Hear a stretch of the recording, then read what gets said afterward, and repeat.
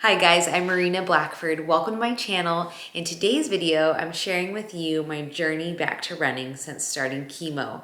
I also want to bring to you my top running tips for if you are starting running. And this is for anybody, whether you have never ran before, whether it's been a while, whether you're getting back into running since having a baby, which I had 5 months ago, or whether you're just trying to start your active journey while you're going through cancer treatment, which I am right now. So anyways, I'm excited to share these tips with you. And so here we go.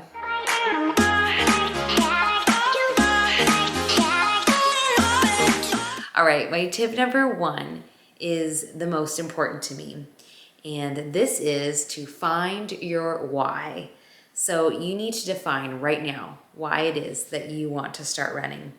Is it to lose weight? Is it to gain cardio workout? Is it to run a 5K because you've never ran one before?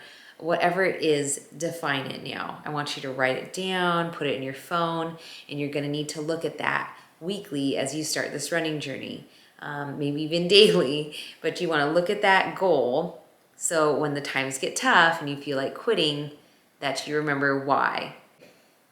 My tip number 2 is to get good running shoes. This is very important. You don't want to start out with old crappy shoes. Sorry, don't do it. You need to get good shoes. The best way to do this is to find a local running store that will be able to check your gait, which is how your feet land as you run, and they will be able to recommend shoes for you. If you can't do that right now because of COVID and you're shopping online, you could maybe like prop up your phone and record yourself running away and towards it. And then you can check to see if your feet are either overpronating, which is turning towards your midsole, or whether you're supinate, I don't know if I'm saying that right, but you're turning more outward. That's going to be more neutral. So if you kind of pay attention to that, you can figure out if you need more stability shoes or more neutral shoes and go from there. Where to begin with shoes? There's just so many amazing ones out there. I use Adidas Ultra Boost. I've been running in them since the Boston Marathon I ran in 2016. I've ran in Brooks. I ran in Saucony's. I've tried Hoka's, which are great and a really popular running shoe. So do your research, go to a local store if you can, and get some good shoes. I'm gonna warn you, they're gonna be pricey, but it's an investment. They're probably gonna be at least $100 up to $200. So just so you know. All right, my tip number 3 is to check the weather before you go out for your run. This is assuming if you're running outside, not on a treadmill, but to check the weather and get used to what it is to run in that weather. So cold weather, the most important thing is to keep your hands warm and your ears warm. If you keep those 2 things warm, you'll be fine. You can wear a light running jacket in cold weather and unzip it as you go and ultimately tie it around your waist because you will get warm. So just know that. Do not overdress in cold weather. You always warm up. Also, I pretty much always run with a hat or sunglasses. Even a hat in cold weather can help keep you warm by insulating a little bit, or it keeps you cool in the sun because it keeps the heat from beating down on you. So a good hat and sunglasses. I'm gonna show you some products at the end that are my favorite. All right, but pay attention to the weather so you know how to dress. Number 4, you want to warm up before your run. Okay, a warm up consists of this. It's a dynamic stretch, no static stretches, no old fashioned, none of this, okay? A dynamic stretch is this. I'm gonna move the camera. A dynamic stretch is movement. You're warming up the body. It's gonna be arm swings, okay? And my favorite is leg swings. I'm gonna back up and move my old dog. Okay, this is my favorite. Nobody still see me. This is my favorite dynamic stretch, a movement stretch. Just nice leg swings. Oh, these feel so good right now. You're just loosening up the hips. You're getting some movement, some blood flowing. You're gonna grab onto anything, a wall, a chair, a pole, a tree, and just swing, okay? My next favorite ones are some nice knee highs in place. Get these going. And I also love good old-fashioned butt kicks. Kicking your butt to get it going. And honestly, skipping is a really, really great dynamic stretch. So you're gonna wanna get a good little 2-minute, 5-minute warm-up in. All right, number 5, during your run, you wanna stay in tune with your body. What does that mean? Exactly what it sounds like. In yoga, you do this, and in running, you do this. All right, you're running, you're paying attention to your breathing and your form from head to toe. So as I run, how's my breathing? Is it labored? Do I need to slow down a little? Is it kind of light? I can speed up. All right, my head, are my eyes relaxed? Literally my eyes. Is my jaw kind of relaxed? You know, unclench that mouth. Are my shoulders down and relaxed, not tense, okay? What are your arms doing?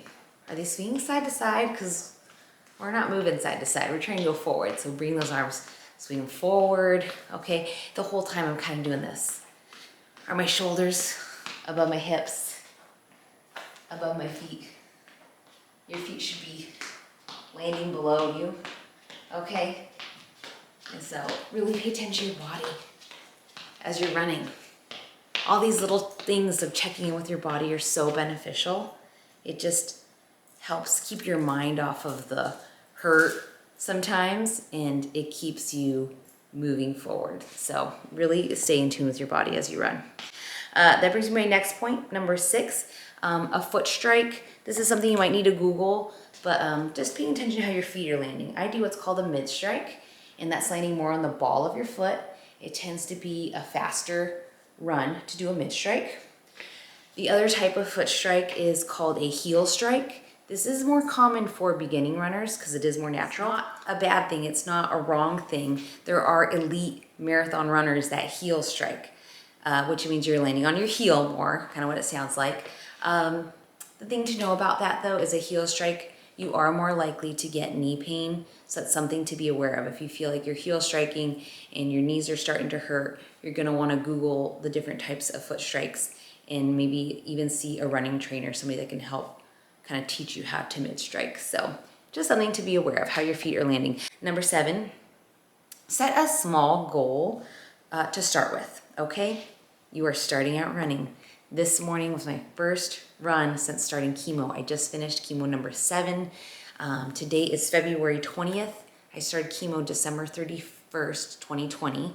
And so it's been 2 months. And I said all I was gonna do was 1 mile or 15 minutes, whichever came first. 1 mile did. So I ran 1 mile this morning, okay? I didn't want to push it. I wanted to feel good, be excited about getting out there. So when you're starting from scratch, set that goal. You're gonna run 1 mile. And if you feel like you're gonna need to stop, set your goals now. I will allow myself 3 stops. Maybe you can do less than that, maybe 2 stops. But this is like lifelines, okay? You said 1 mile, 2 stops. So when you get going and you do your 2 stops, you're not allowed to take a 3rd or 4th. You need to power through to finish that mile. So really kind of, give yourself some fairness and set that goal. So the next time you run, I'm gonna run 1 mile with 1 stop. The next time I'm gonna run 1 mile, no stops. Once you can run 1 mile with no stops, you're gonna add distance. 2 miles, 2 stops, 2 miles, 1 stop, and so on. Your goal when you're starting out running, to me, the best goal is to run 3 miles without stopping. When you have been able to train and run 3 miles without stopping, pretty much a 5K, 3.1 miles, that's when you can say you are trained to run, okay? Then you can decide if you wanna add distance from there, maybe just keep it a nice, 3 miles and under for part of your cardio workout. But getting to 3 miles without stopping is a great goal to determine whether you truly like running. So that's my advice. Number 8 is stretch when done. Now you can do your static stretches. So these are your old-fashioned stretches you're used to. There's some really great ones. I don't know how much you can see here, but you can do like a nice lunge is always good. Okay, now you can do some quads. Now you can do some hamstrings. Don't forget those hamstrings. They get tight. You're working your quads so much. You gotta make sure you're really stretching those hamstrings. You're gonna get down to the floor. You're gonna do, this kind of twist. You're gonna lean back and do like a figure 4 stretch with your foot across your other thigh. And maybe bring that really in, So this is the time to do a nice, good stretch when you're done. It helps prevent injury. It helps with flexibility. Take the time to do your stretches. Next tip, number 9, is to check out running products that may help you. I have some great products here. I'll kind of run through really quick, but cotton gloves to keep you warm in the winter. Seriously, the cheapest ones you can find are my favorite because then I end up using them as wiping my sweat when I run and ultimately my snot. I throw them in the laundry when I'm all done, just like socks. Finding some good running sunglasses. These are like from Target, like these are Champion. I really love Gooder, which is a cool brand. You can find it at the running stores. Maybe you need something reflective to wear. This is just a reflective wristband if you're running at night. If you feel like you're rubbing your arms as you swing, like here, chafing on the thighs, the hips, whatever it is, you can buy something like this. It looks like a little deodorant. This one's called Glide. And you're just gonna literally glide that on the areas that are rubbing. This is a common area for me. And so when you're running, I've literally had bleeding skin from a marathon before. So this is great. If you don't have that, use Vaseline to get by. The running products out there are endless, but I'll just show you some quick ones that are my favorite. These are called UFOs. These are recovery flip-flops that you can wear after long runs. They have a very supportive arch and they're super soft and squishy. They kind of look silly, but they are so comfortable. So those are a favorite post-run. For during your runs, you can get something like a nice running belt. This is the Nathan's belt. You wear this behind. It's gonna carry your water bottles. It's gonna carry your phone, maybe some fuel like goo or whatever it is you use. There's so many options out there now. Maybe you don't want a belt. You can wear something like this. It's a water bottle.